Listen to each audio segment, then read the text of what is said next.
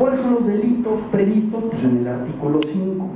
El Ministerio Público, aquí en este caso, licenciado, si no nos corrige, realmente intervienen dos ministerios públicos, básicamente uno que está viendo todo el aspecto del monopolio de la acción penal y el Ministerio Público encargado de, ¿cómo se dice?, ejercitar esta acción correspondiente. ¿Cuáles son los momentos en que se dan estos eventos? Primero, cuando se haya iniciado la averiguación previa, que ese es uno de los momentos.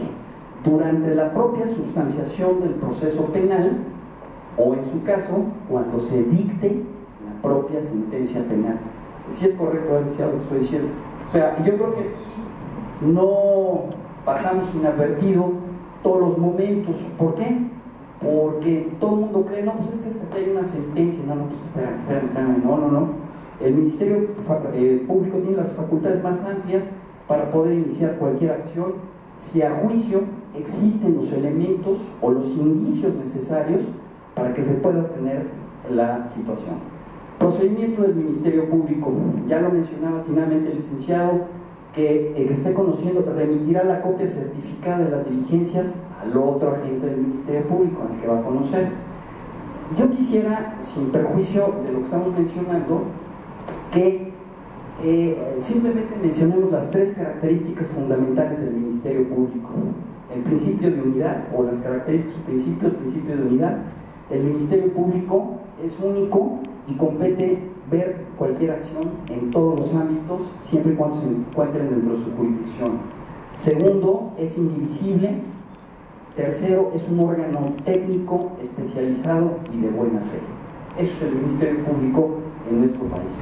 Bien, ¿cuáles son las atribuciones del Ministerio Público para iniciar este procedimiento? Recabará, recibirá y practicará las diligencias conducentes al Ministerio Público para obtener esas pruebas. Recabará los medios de prueba que indiciariamente se encuentren en los supuestos del artículo 5 que ya mencionamos.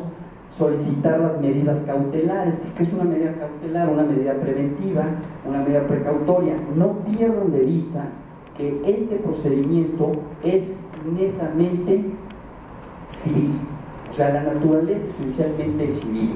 Ahorita vamos a hablar un poquito ya de la sentencia. Bien, ¿cuáles son entonces, entre las más importantes, las medidas cautelares? Pues que se haya una identificación del bien, que haya una identidad de qué bien estamos hablando. Gracias, licenciado. Atribuciones. ¿Cuáles son las atribuciones del Ministerio Público? Ya había procedimiento. Términos de lo que estamos ahorita platicando. El MP para la preparación de la acción tiene un término de 90 días hábiles a partir de la recepción de las constancias. O sea, son 90 días. Se puede ampliar por acuerdo del procurador sin que exceda el término para la prescripción.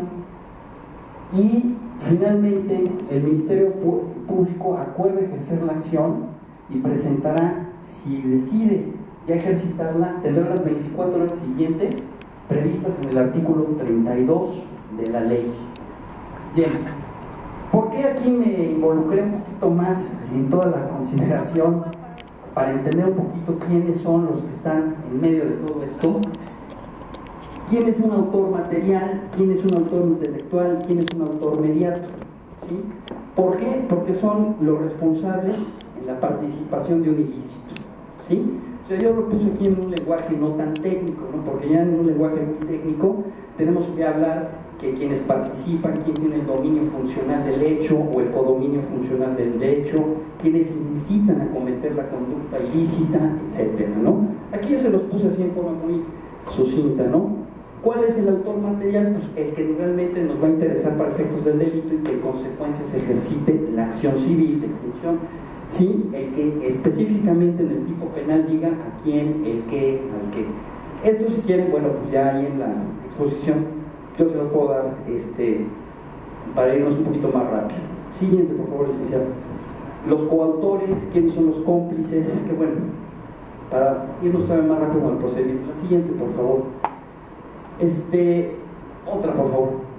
El MP puede, dentro de sus atribuciones o el marco de sus atribuciones, determinar la improcedencia de la acción. puede desistirse de la acción hasta antes del cierre de la instrucción.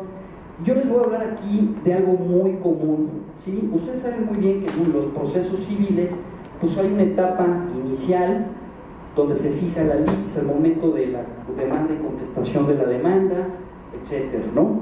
Finalmente hay una etapa probatoria y finalmente hay una etapa donde ya se cierra la instrucción.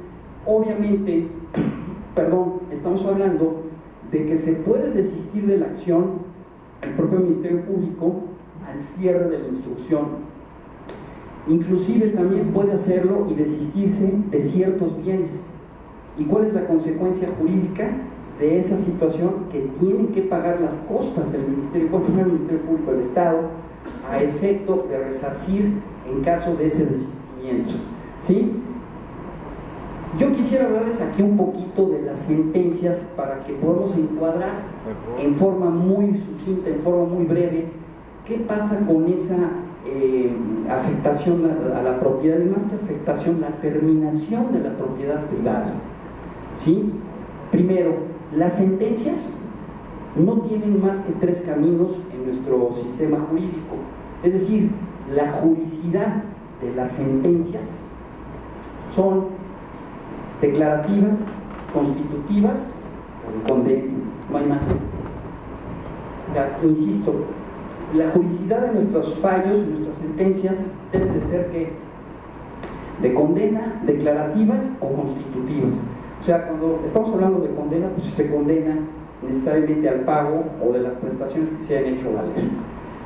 La declaración, pues la existencia de un derecho, la existencia de una relación jurídica, y desde luego, pues ya las sentencias constitutivas hacen que se constituya un derecho. Ustedes, desde el punto de vista de lo que estamos platicando, ¿qué creen que suceda en una sentencia civil cuando ya se hace o se establece precisamente en el resolutivo de la sentencia la pérdida del derecho de propiedad? ¿Qué tipo de sentencia creen que sea? ¿Declarativa, constitutiva o de condena? ¿Qué piensan? A ver, ¿quién me quiere decir? ¿Qué piensan ustedes a ese respecto?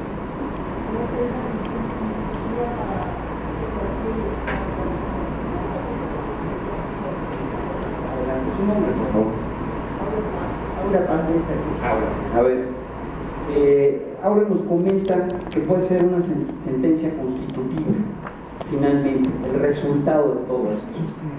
¿Algún otro tiene algún punto de vista? ¿Alguno de sus amigos que nos quiera decir qué tipo de sentencia podría decirse en cuanto a la juridicidad propiamente?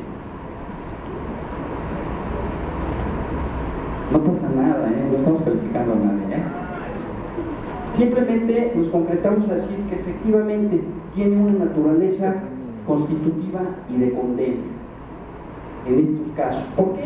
Porque se condena básicamente ¿a qué? A la pérdida del derecho de propiedad, punto. Y obviamente se constituyen derechos a favor del Estado.